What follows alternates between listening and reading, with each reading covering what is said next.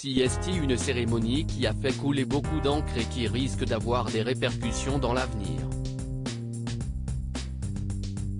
Le 27 février, la FIFA, Fédération internationale de football association, a organisé la cérémonie The Best, qui récompense les stars du football sur l'année 2022.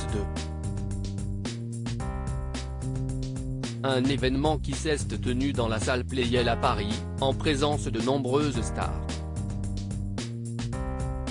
Kylian Mbappé, Lionel Messi ou encore Emiliano Martinez, le gardien argentin, étaient présents. Ce dernier a d'ailleurs encore fait parler de lui, mais pas de manière intentionnelle cette fois-ci. Lors de cette cérémonie, le trophée du meilleur entraîneur de l'année a été remis au sélectionneur argentin, Lionel Scaloni, qui a amené son équipe jusqu'à la victoire finale lors de la Coupe du Monde au Qatar. Pour ces trophées, ce sont les capitaines de toutes les sélections qui votent et pour la France, CST donc à Hugo Lloris qu'est revenue cette tâche.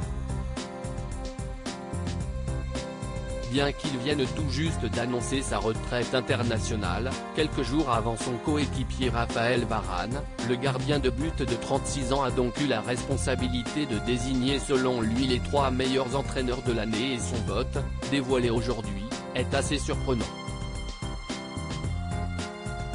Un classement qui risque de faire grincer des dents. En général, les capitaines votent en fonction de leurs affinités et il n'est pas rare de voir des choix surprenants, souvent guidés par le cœur ou la fibre patriotique, mais dans le cas d'Hugo Lloris, ce n'est pas vraiment le cas.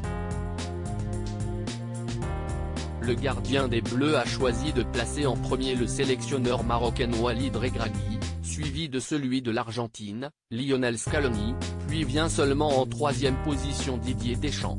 Un choix qui a beaucoup divisé sur les réseaux sociaux, certains saluant l'objectivité du joueur de Tottenham, tandis que d'autres ne comprennent pas qu'il place son propre sélectionneur si bas dans son classement malgré une finale de Coupe du Monde.